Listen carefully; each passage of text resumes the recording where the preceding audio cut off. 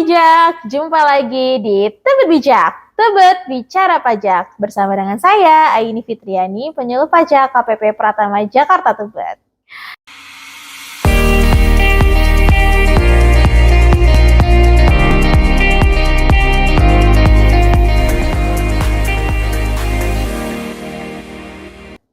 Gimana nih kamu bijak semuanya? Di episode yang lalu kita sudah ngebahas tentang TER PPh pasal 21 atau cara perhitungan PPh pasal 21. Nah, di episode kali ini kita mau bahas nih tentang bagaimana cara pembuatan bukti potongnya, penyetorannya, dan juga pelaporan SPT PPh pasal 21. Dan tentunya ditemani dengan salah satu penyuluh pajak terbaik kita di KPP Tebet, ada Mbak Wike. Halo Mbak Wike, sapa dong kamu bijak semuanya.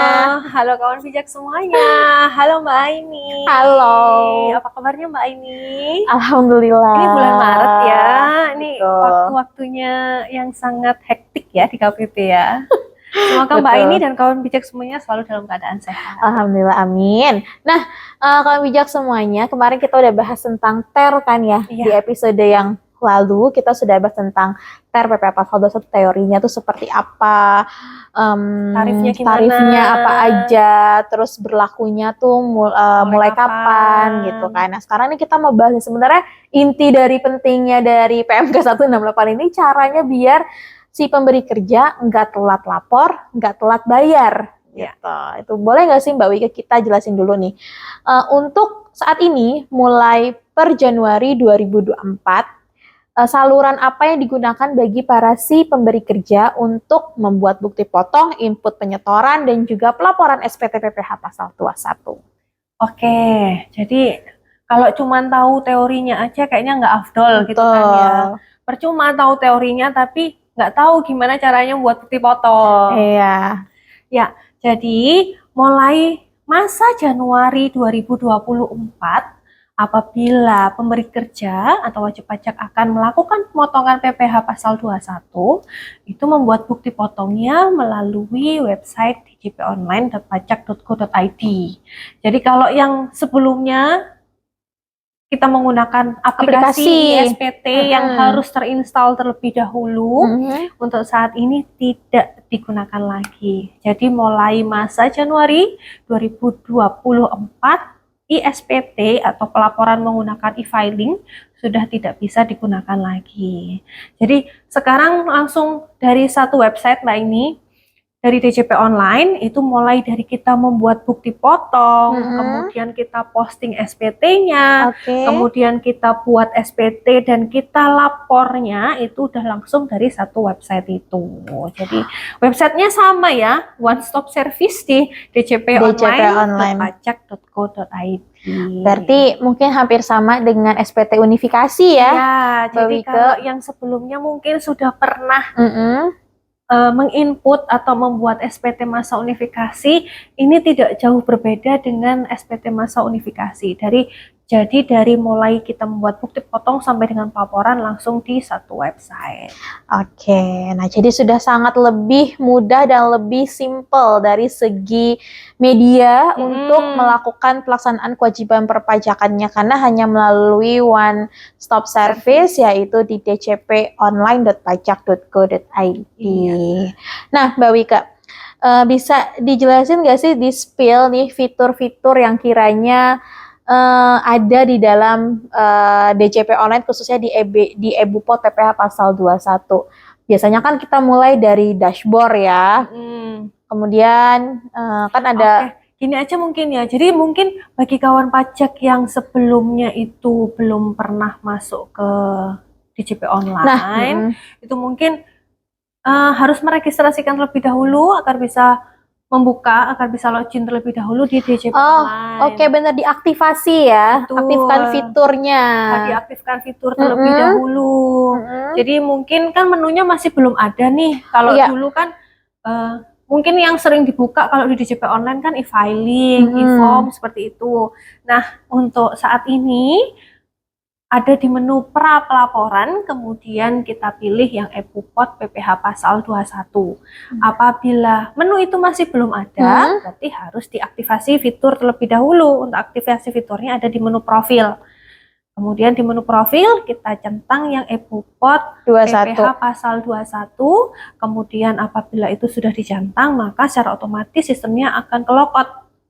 Kemudian kita login lagi. Kemudian setelah login kita berhasil masuk, kita ke menu pra pelaporan, maka di situ sudah ada menu EBUPOT unifikasi PPh pasal 21. Oke, baru deh tuh kita bisa masuk ke SPT PPh 21-nya ya, Iya. dari EBUPOT PPh pasal 21. Nah, itu biasanya tuh dia menunya tuh bersandingan dengan EBUPOT unifikasi. Iya. Jadi buat yang udah sering terbiasa menggunakan SPT unifikasi, pelaporan SPT unifikasi udah tahu tuh caranya untuk bisa memunculkan EBUPOT 21 dan tahu di mana tempatnya EBUPOT PPh pasal 21 tuh ada menunya.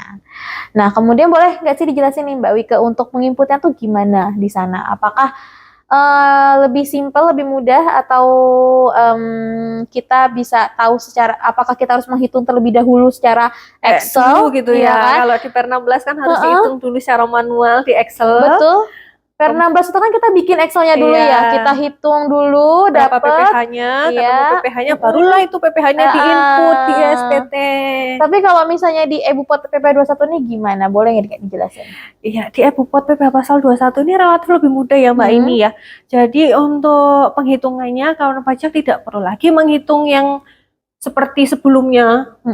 Di Excel dihitung dulu berapa penghasilan itunya, kemudian ketemu PPh-nya berapa, tidak perlu. Karena apa? Karena di sini sudah dipermudah.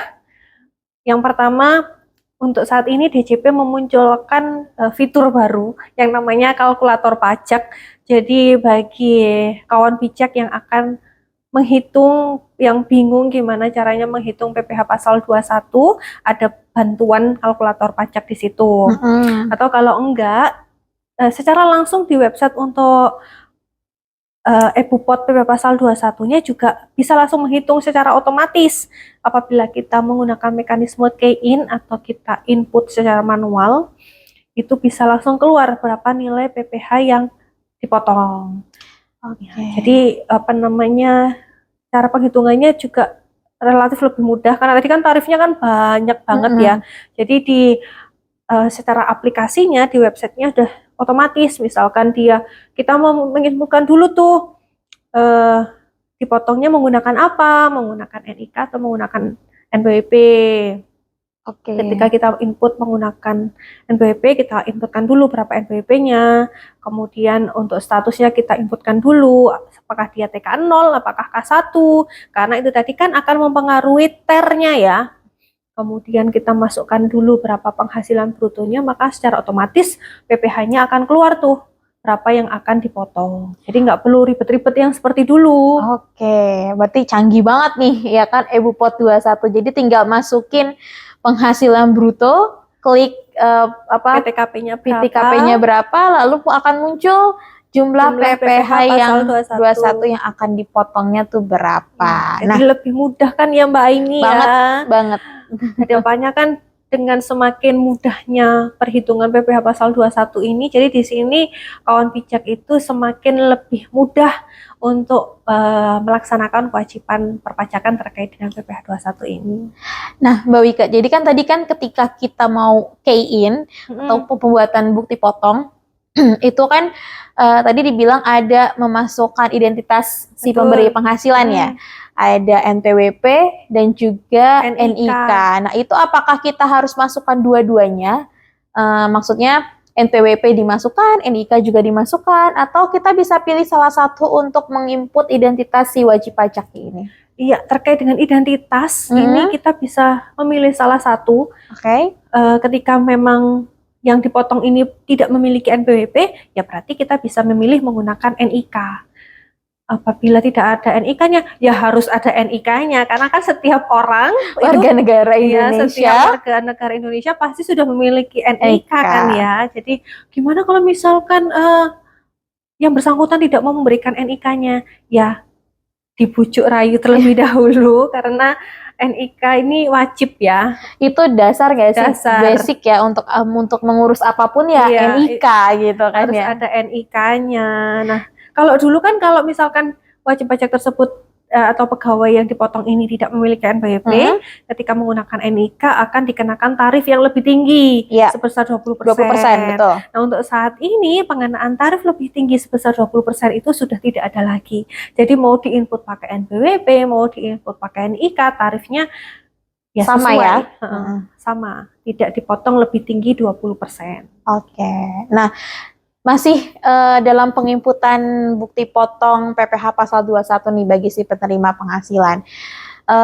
Berarti tadi kan kita harus menentukan, perusahaan atau pemberi kerja harus bisa menentukan status PTKP atau penghasilan tidak kena pajak bagi si penerima penghasilan. Nah, berarti pemberi penghasilan ini harus mendata kondisi keadaan si penerima penghasilan itu, apakah dia TK 0, K1, TK 0 dan seterusnya. Itu statusnya per kapan ya? Maksudnya berlaku untuk digunakan PTKP-nya itu dimulai dengan status keadaan per kapan gitu, Mbak?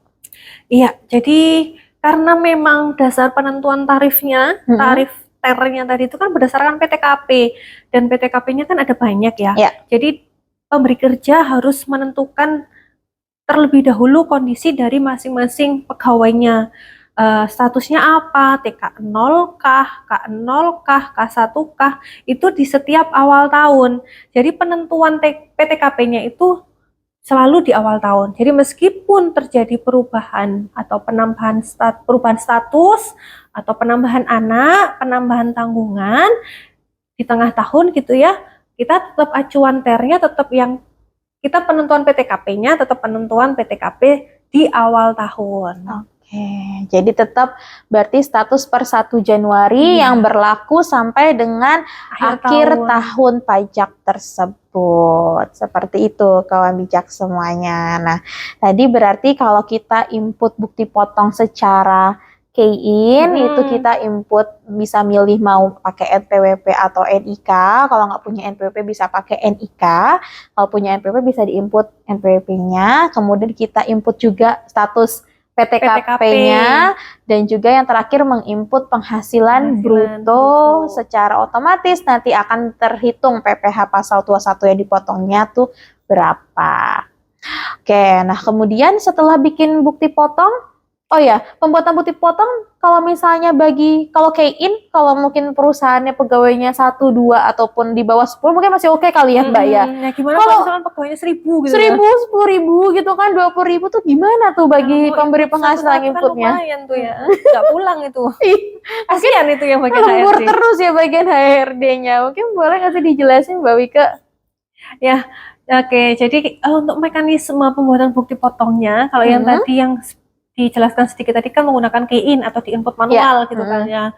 Itu bagi misalkan perusahaannya cuma punya 10 atau 5 pegawai mah oke. Masih oke, betul. Nah, gimana kalau misalkan yang pegawainya 100, 1000 gitu ya. Kalau misalkan bagi perusahaan yang memiliki pegawai banyak, itu tenang aja, nggak usah khawatir karena kita ada mekanisme impor, jadi menggunakan Excel. Nanti untuk format Excel-nya itu juga ada loh di DJP Online, ada di petunjuk pengisian. Jadi untuk kawan bijak semuanya apabila akan menggunakan mekanisme impor dapat mendownload terlebih dahulu di petunjuk pengisian yang ada di bagian impor. Jadi nanti bisa di-download terlebih dahulu, nanti di situ bisa diisi dulu tuh sesuai dengan tabelnya. Misalkan, ada petunjuknya kan ya? Nanti di bagian atas ada warna merah di pojok itu merupakan petunjuk pengisian. Jadi isinya pakai teks, kemudian kolom itu perlu diisi atau tidak, itu ada di petunjuk pengisiannya. Oke, jadi lebih mudah juga ya, nggak harus nginput satu-satu, nggak perlu lembur-lembur ya kan, yang penting sudah dibuatkan database-nya, nanti langsung di-copy ke dalam format impor Bupot PPh pasal 21. Nanti menunya ada di menu impor. Di menu impor, kemudian di petunjuk pengisian. Oke, nah setelah misalnya nih Mbak Wika seluruh bukti potong sudah terinput, sudah masuk nih di dalam DJP Online, selanjutnya langkahnya apa nih yang harus dilakukan para wajib pajak, para pemberi kerja? Ya, untuk apabila kita sudah selesai menginput atau sudah keluar nih bukti potong untuk masing-masing pegawai. Ya kalau sekarang kan tiap bulan itu pasti ada bukti potong yang diberikan ke pegawai ya. Kalau dulu kan nggak ada bukti potong bulanan. Untuk saat ini ada, yang di peraturan yang terbaru itu sudah mengakomodir untuk pembuatan bukti potong bulanan. Pembuatan bukti potong bulanan itu tujuannya seperti yang sudah kita jelaskan di podcast yang sebelumnya, untuk mekanisme checks and balance. Jadi apakah benar saya dipotongnya sejumlah sekian apabila saya menerima penghasilan sekian gitu. Jadi setelah bukti potongnya keluar, maka pemberi kerja wajib memberikan bukti potong tersebut ke masing-masing pegawai. Nah, setelah bukti potongnya berhasil tercreate, maka pemberi kerja wajib melakukan posting. Diposting terlebih dahulu. Tujuannya untuk bisa membentuk SPT-nya. Jadi sama dengan yang unifikasi ISPT gitu ya. Itu kan tetap harus secara akumulasi, berapakah jumlah pegawai tetapnya, berapakah jumlah pegawai tidak tetapnya, kemudian dari jumlah pegawai tetapnya itu tadi dipotong PPh-nya berapa, pegawai tidak tetapnya berapa. Itu tidak akan keluar kalau kita tidak memposting SPT-nya, Mbak ini. Jadi setelah kita, mungkin gambaran umumnya setelah kita membuat bukti potong, kita posting terlebih dahulu SPT-nya. Nah, dari posting SPT tadi kan kita ketahuan tuh berapa nilai kurang bayar PPh pasal 21-nya. Setelah ketahuan berapa PPh pasal 21 yang terutang, kita bisa membuat kode billing juga di DJP Online. Di eBupot PPh pasal 21 juga menyediakan fitur untuk pembuatan kode billing. Jadi sudah bisa sekalian ya Mbak Wika ya? Sekalian. Tapi kalau misalkan kawan pajak mau buat sendiri, itu juga boleh ya? Dibolehkan. Tetapi harus dipastikan bahwa kode akun pajak dan kode jenis setorannya sudah sesuai. Berarti setelah bikin bukti potong harus dilakukan posting kawan bijak semuanya, supaya bisa ketahuan nih jumlah pajaknya berapa yang harus dibayar, jumlah pegawai totalnya tuh berapa, supaya bisa di cross check bener nggak sih yang terinput di eBupot 21 dengan database karyawan kita tuh ada berapa di perusahaan, yang harus dipotongnya berapa. Kemudian nanti baru bisa dibuatkan yang namanya kode billing yang bisa melalui fitur yang ada di eBupot 21 atau bisa buat sendiri di menu bayar yang ada di DJP Online. Nah, kalau sudah di-input, sudah bikin kode billing, selanjutnya tinggal dibayarkan. Nah, bayar dulu. Iya, jangan lupa dibayarkan dulu. Karena kalau belum dibayarkan, maka SPT itu nanti tidak akan bisa tersubmit. Nah, setelah dibayarkan, nanti kan kita input dulu tuh. Ya samalah ya kayak di kemarinnya kayak di ISPT, kita inputkan terlebih dahulu bukti pembayarannya, NTPN-nya berapa, kemudian dibayarnya tanggal berapa, kemudian nominalnya berapa, diinputkan dulu tuh di eBupot PPh pasal 21-nya. Nah, kalau sudah, maka kita bisa submit SPT PPh pasal 21. Berarti setelah dibayarkan, lalu kita masukkan bukti pembayarannya ya, atau NTPN-nya ya Mbak ya. NTPN-nya dimasukkan ke dalam rekam penyetoran PPh pasal 21. Nanti kayaknya di bagian bawahnya itu ada kayak ringkasannya nggak sih ya Mbak ya? Iya, ada ringkasan pembayaran.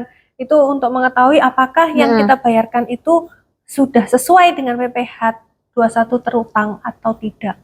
Jadi kalau misalkan di situ belum terbayarkan, biasanya ada selisih ya. Berarti masih ada yang nggak sinkron nih antara bukti pembayaran dengan PPh pasal 21 yang seharusnya terutang. Berarti selanjutnya bisa ke penyiapan SPT ya, untuk dilengkapi tanda tangannya, di cross check ulang ya. Kemudian kalau sudah berarti kita tinggal kirim. Nah, kalau kirimnya kan kalau di SPT unifikasi ya Mbak Wika, itu kita harus ada sebelumnya tuh ada sertifikat elektronik yang diupload. Nah, kalau eBupot PPh pasal 21 ini harus pakai sertifikat elektronik juga, atau bisa nggak pakai sertifikat elektronik? Untuk saat ini bisa menggunakan sertifikat elektronik atau bisa menggunakan kode verifikasi. Jadi untuk kode verifikasi bisa dikirimkan melalui email. ya hampir mirip lah ya kayak e-Bupot unifikasi. Iya. Jadi ada kode verifikasi atau atau sertifikat elektronik yang harus diupload. Jadi itu pilihan, bisa menggunakan kode verifikasi atau bisa menggunakan sertifikat elektronik. Oke. Jadi ketika memang sudah sesuai, misalkan kita milih mau pakai kode verifikasi, kemudian kode verifikasinya kan masuk di email tuh, kemudian kita inputkan kode verifikasinya di fieldnya, kemudian kalau sudah bisa tinggal dilaporkan. Wah, mudah banget dong ya berarti ya.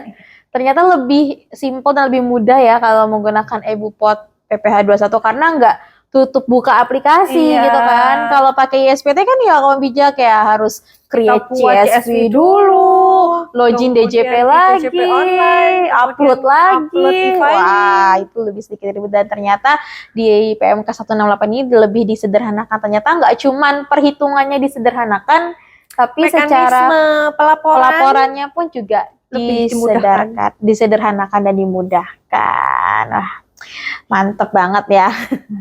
Nah, Mbak Wika mungkin boleh nggak sih, tadi kan sudah dijelaskan ya bahwa secara umumnya tuh bahwa sudah secara detail dijelaskan bagaimana caranya untuk dari buat bukti potong, penginputan setor dan juga pelaporannya. Nah, kalau kita ngomongin tentang penghasilan bagi si penerima penghasilan itu kan sangat-sangat apa ya, konfidensial lah ibaratnya. Kalau di perusahaan itu kalau tahu penghasilannya para karyawan satu sama tahu itu kayaknya tuh gak enak gitu ya, dan itu sangat bersifat rahasia sebenarnya karena kan itu menyangkut penghasilan yang diterima oleh si para pegawai gitu. Nah, ada nggak sih wajib DJP online nih menyediakan sarana atau fitur yang membuat, karena kan kalau DJP online kan itu kan tadi kan bisa di-input one stop service ya. Jadi kan nggak cuma tentang PP 21 tapi juga ada SPT tahunan badan, kemudian ada unifikasi dan pembuatan kode billing yang mana mungkin biasanya bagi si pemberi kerja nih suka dibedain nih. Kalau PPh Pasal 21 nih dikerjainnya sama bagian HR gitu kan. Kalau misalnya teks yang lainnya itu sama pegawai pajak yang ada di bagian keuangan. Ada nggak sih misalnya fitur yang disediakan oleh DJP untuk bisa membedakan untuk supaya orang lain nggak bisa melihat jumlah penghasilan per pegawainya tuh, setiap pegawai penghasilannya tuh berapanya tuh biar nggak bisa dilihat gitu. Ada nggak sih? Iya. Jadi untuk mengatasi, karena mungkin kan banyak ya yang bertanya, nanti penghasilannya bisa dilihat tuh, penghasilan si A bisa dilihat oleh bagian ini, bagian keuangan yang biasanya mengakses DJP online. Nah, khusus terkait dengan e-Bupot PPh Pasal 21 ini, itu disediakan menu perekam. Oke. Jadi para pemberi kerja itu bisa menambahkan identitas perekam. Perekam ini hanya bisa membuat bukti potong saja. Jadi untuk bukti potong yang sudah diinput oleh menu perekam tidak akan bisa dilihat oleh pemegang menu utamanya. Oke.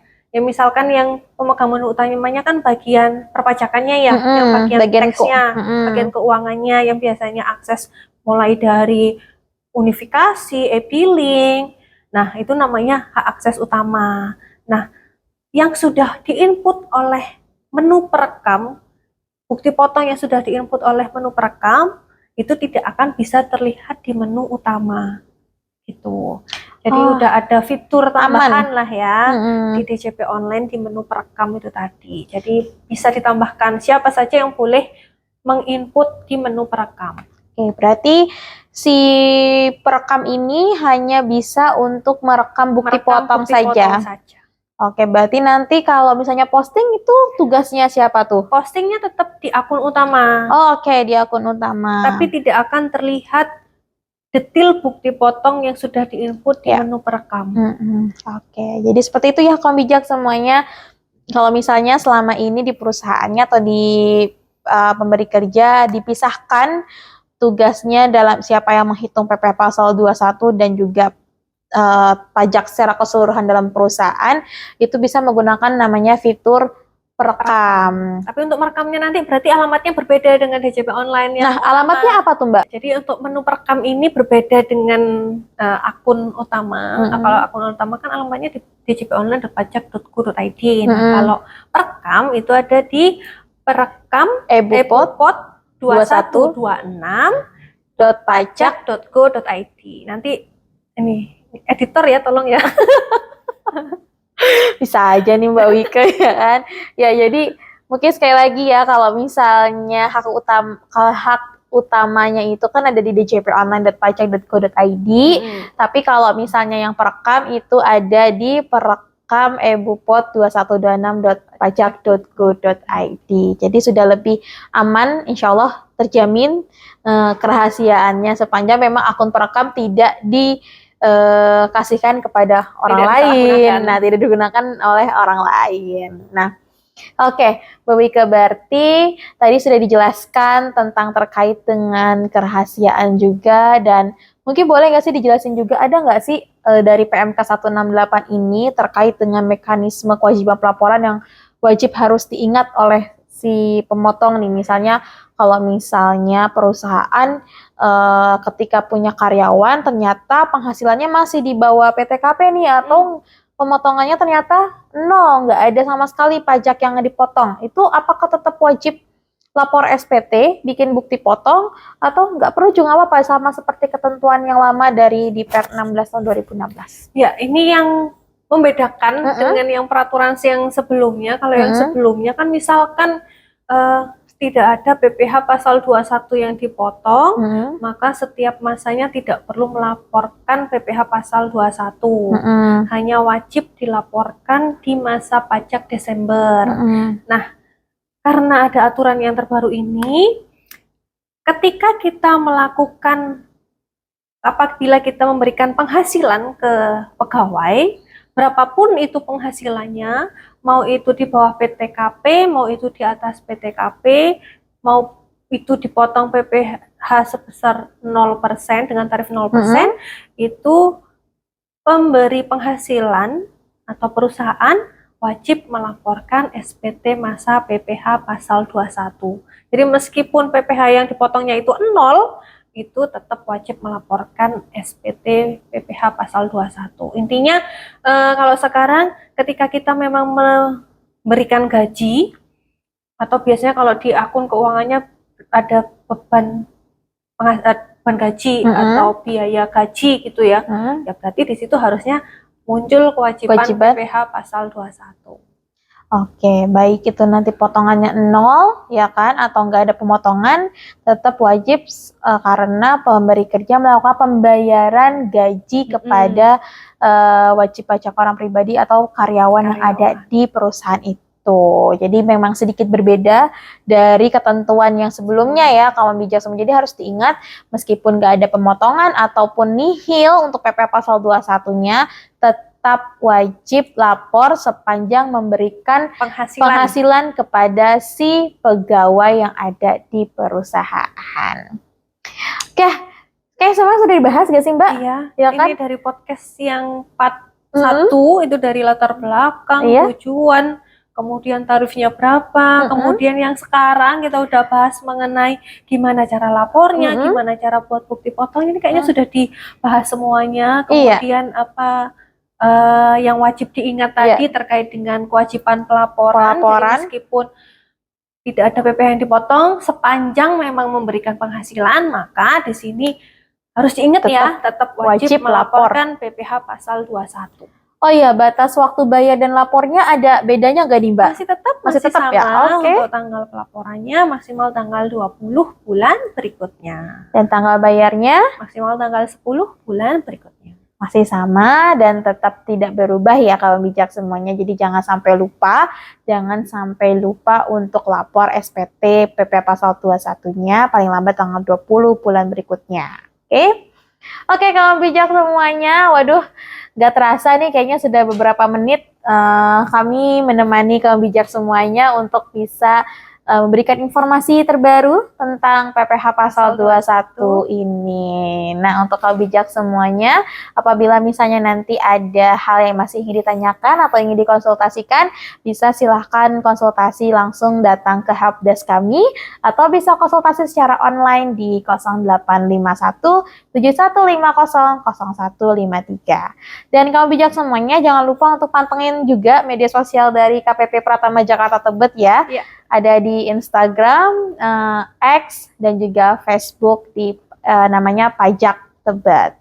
Nah, untuk itu, kalau bijak semuanya, oh ya, terakhir mau disampaikan juga bahwa seluruh pelayanan di KPP Pratama Jakarta Tebet itu gratis, tidak dipungut biaya sepeser pun. Jadi kalau mau tanya yang jelas, pasti, dan akurat, silahkan tanya langsung di KPP. Untuk itu kami pamit undur diri dari kawan bijak semuanya. Saya Aini. Saya Wika. Sampai jumpa di episode Tebet Bijak selanjutnya. Dan jangan lupa untuk like, Subscribe, share, dan klik tombol lonceng untuk dapat notifikasi video terbaru dari kami. Tebet Bijak, kawan bijak.